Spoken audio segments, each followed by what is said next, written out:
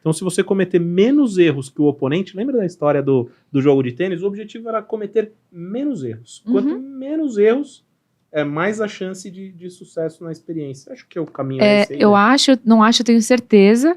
O que a gente trabalha é para errar menos. Só de você errar menos, você já vai pegar na mesa muito dinheiro que você não estava pegando por esses erros banais que às vezes estão sendo cometidos e que poderiam ser evitados.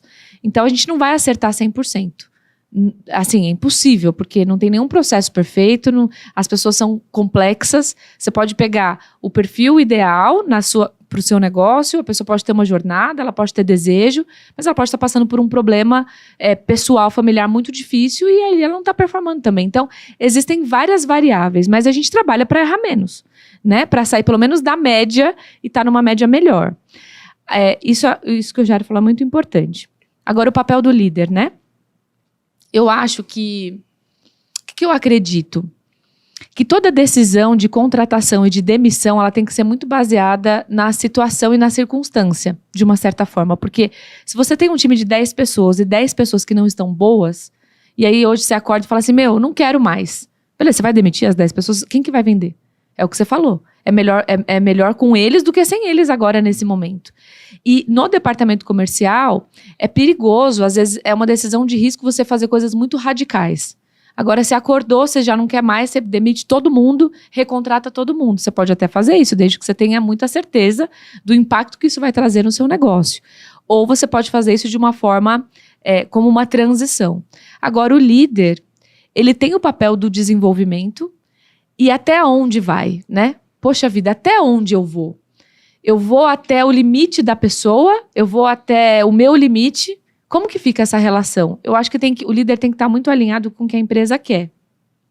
Uma vez eu ouvi o Benchimol falando num encontro que a gente teve de Mastermind, que ele falou que ele demora para contratar e ele demite rápido. Essa é uma metodologia, é uma crença, é uma forma de gerenciar empresas e pessoas. Que eu não discordo, sabe? Mas óbvio, depende do momento da empresa também. Então... Tudo que é clichê, eu acho que ele tem o seu fundo de verdade, mas gente tem que ser analisado. Peraí, quando eu mudei para Floripa, eu ia nos eventos e os caras falam assim, contrate devagar e demita rápido. Eu estava num momento assim, a gente tinha fechado um grande contrato com uma grande seguradora que deu um segundo grande contrato e que veio o terceiro grande contrato. E cada grande contrato que eu fechava, era assim, não é fechar o contrato e traz para dentro.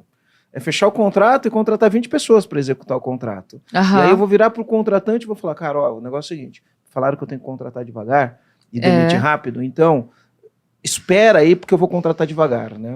Não tem como. Não tem como. Você vai ter que contratar rápido e dependendo como for, você vai ter que demitir devagar. Existe um ajuste de ponteiro do que é velocidade em cada momento. Sim. A gente não pode ficar viajando não pode generalizar. Não pode. Entender o contexto. Sim, eu concordo. No regime militar, eles falam muito de obediência cega, né? Você não pode ter uma obediência cega também às regras do jogo. A gente tem que ser crítico e avaliar e discutir isso. Colocar na mesa mesmo.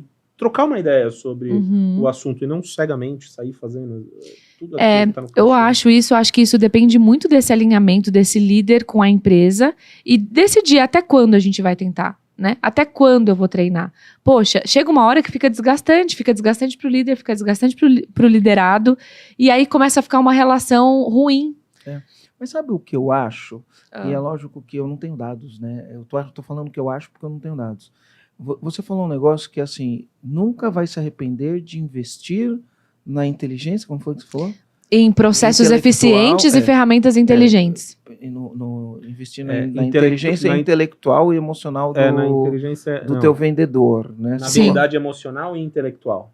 Foi isso que ela falou? Sim. Eu acho que poucas empresas fazem isso. Fazem. Se eu fizesse uma enquete aqui agora e falasse assim, comandante, se você faz esse tipo de investimento no teu time, escreve 1. Se você não faz, escreve 2. Né? Eu acho que quem for escrever, se a gente for olhar os comentários depois ali, a maioria vai ser 2. A maioria vai ser 2, né? Poucas pessoas vão escrever 1. É o que eu acho, mas eu não tenho dados. Eu acredito nisso também. E aí, também existe... Olha que contar uma história pra vocês. Eu fui contratar um menino, ele tinha 19 anos na época, e aí eu falei assim, beleza, me fala então um pouco da sua experiência, né?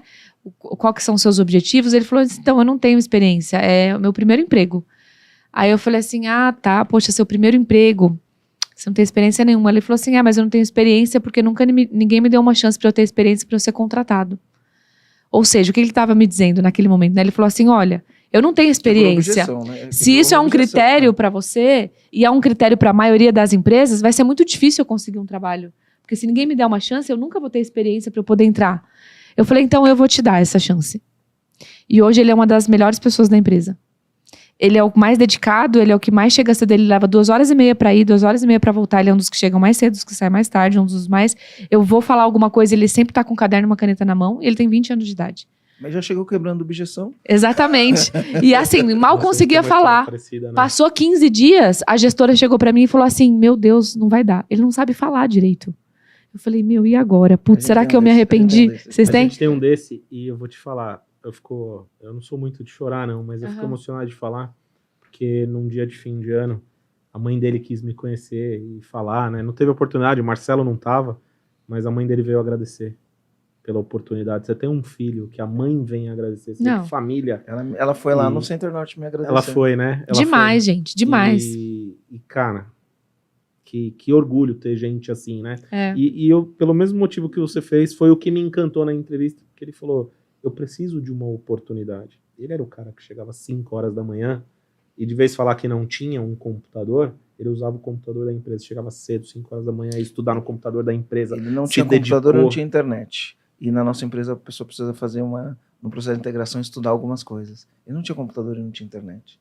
Então ele chegava às 5 da manhã. Ele só chegava lá às 5 da manhã e ligava o computador e começava a estudar e fazer o que tinha que fazer. Não. E foi estudar aula de português, porque não sabia falar bem, ele precisava falar sem gírias, e ele foi estudar aula de português que tinha gratuita de internet.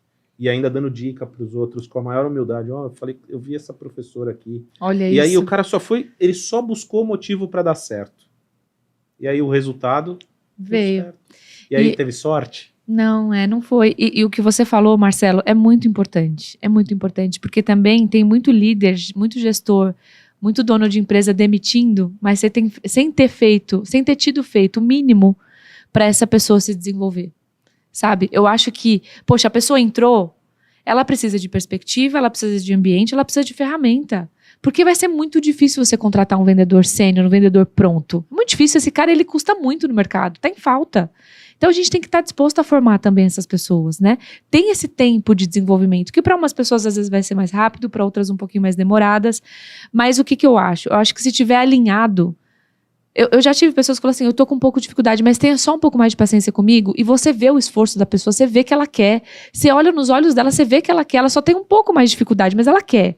Então se ela quer, e ela tá fazendo esforço, e você vê que tá crescendo, talvez não na velocidade de um que é muito mais rápido, mas que tá indo, é a pessoa que vai ser leal a você, porque você ajudou ela a desenvolver, ela não vai esquecer daquilo que você fez. É aquele que... Porque também tem isso, né? O vendedor muito bom, se você não construir uma relação de lealdade com ele, existe uma tendência grande de subir para a cabeça, dele achar... Você não pode depender também de poucos vendedores bons, né? Porque senão ele começa a achar que ele é muito essencial para sua empresa.